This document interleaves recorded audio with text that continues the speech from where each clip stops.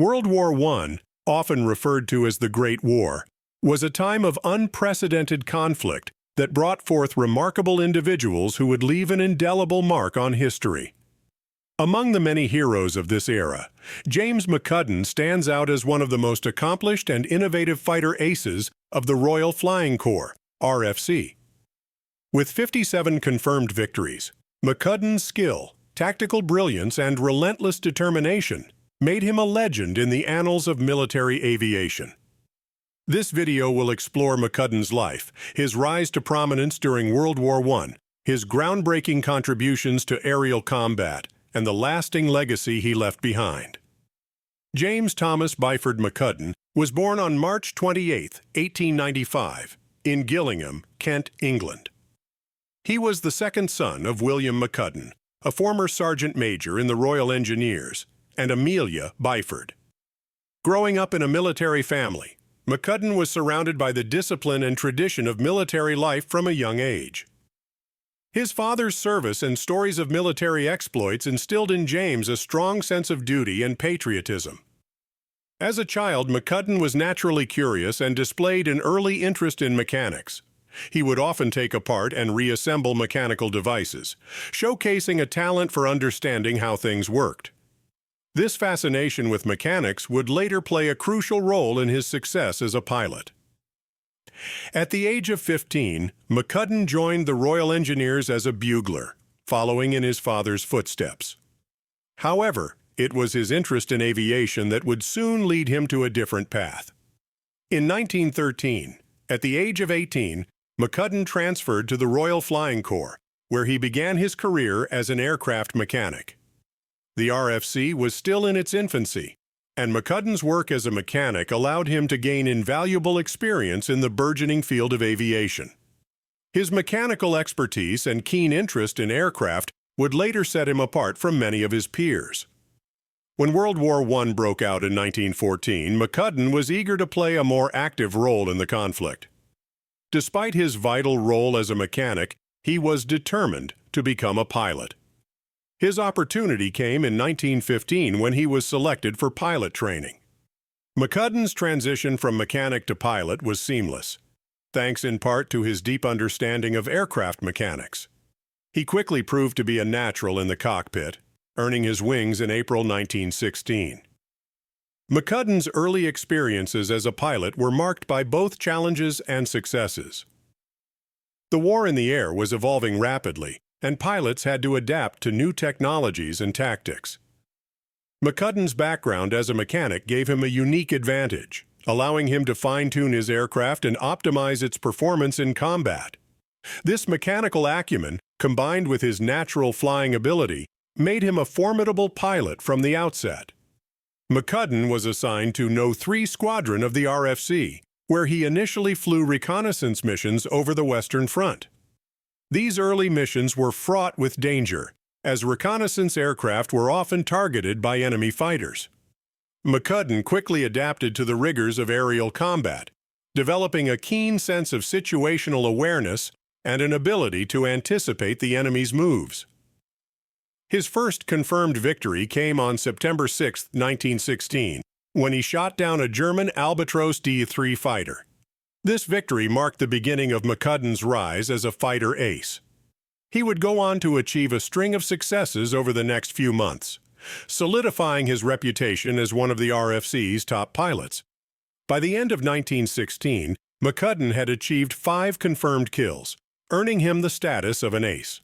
What set McCudden apart from many of his contemporaries was his methodical approach to combat. Unlike some aces who relied on instinct and bravado, McCudden was a tactician. He meticulously studied the enemy's tactics and aircraft, developing counter-strategies that gave him a decisive edge in battle. His ability to outthink his opponents was a hallmark of his success. McCudden was also a master of ambush tactics. He would often attack enemy aircraft from below, where they were most vulnerable. This tactic, combined with his precision shooting, made him one of the deadliest pilots in the RFC. McCudden's emphasis on preparation and planning extended to his maintenance of his aircraft. He would often spend hours fine-tuning his machine, ensuring that it was in peak condition for combat. One of McCudden's most notable achievements was his ability to turn what were perceived as weaknesses into strengths. For example, the British aircraft he flew, such as the Airco DH-2 and the Royal Aircraft Factory SE-5, were often outclassed by German fighters in terms of speed and maneuverability.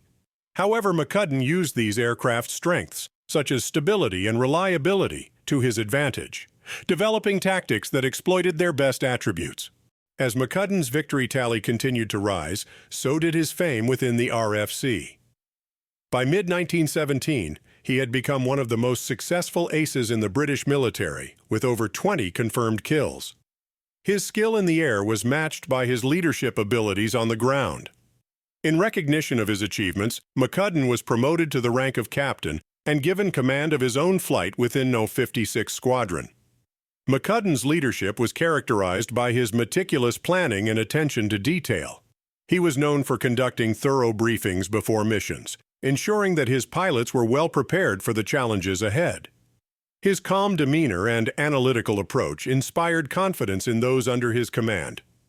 McCudden was not only a leader, but also a mentor, passing on his knowledge and experience to the next generation of pilots. By the end of 1917, McCudden had achieved over 30 confirmed kills, making him one of the highest-scoring aces of the war. His success in the air was recognized with numerous decorations, including the Military Cross, the Distinguished Service Order, and the Victoria Cross.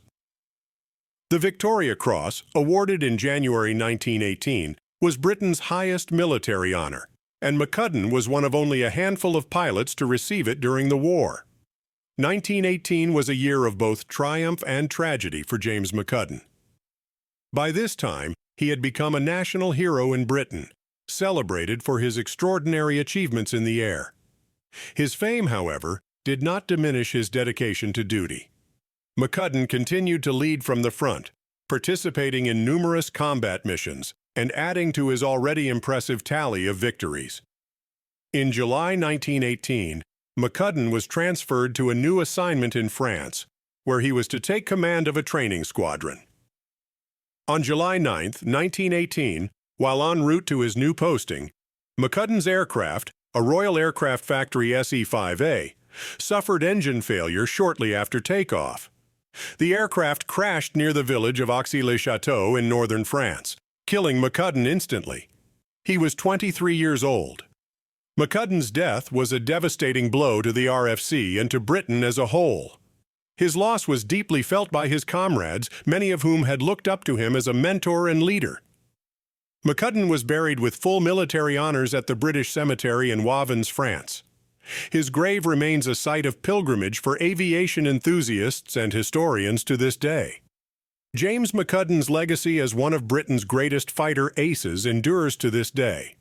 His tactical innovations, mechanical expertise, and leadership qualities have made him a legendary figure in the history of military aviation.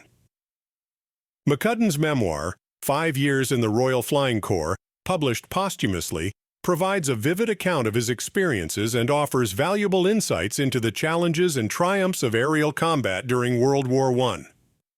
McCudden's influence extends beyond the realm of military aviation. His story is a testament to the importance of preparation, discipline, and innovation in any field. McCudden's life serves as an example of how an individual can overcome challenges and achieve greatness through hard work and determination. In the years following his death, McCudden's achievements were commemorated in various ways. Streets, schools, and buildings in the UK were named in his honor. His portrait hangs in the Imperial War Museum in London, and his medals are displayed in the Royal Air Force Museum. McCudden's story continues to inspire new generations of pilots and military personnel who see in him the embodiment of courage, skill, and dedication.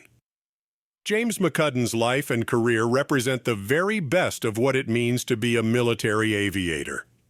His remarkable achievements during World War I, his tactical brilliance, and his contributions to the development of aerial combat tactics have left an indelible mark on history. McCudden's legacy is one of courage, innovation, and leadership. and his story continues to inspire and motivate people around the world.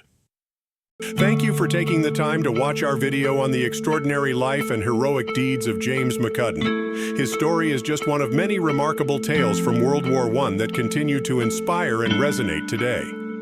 If you found this content insightful and want to dive deeper into the lives of other World War I heroes, be sure to give this video a thumbs up and subscribe to our channel. By subscribing, you'll stay updated with our latest content and be the first to explore more incredible stories from history. Thank you for your support, and we'll see you in the next video.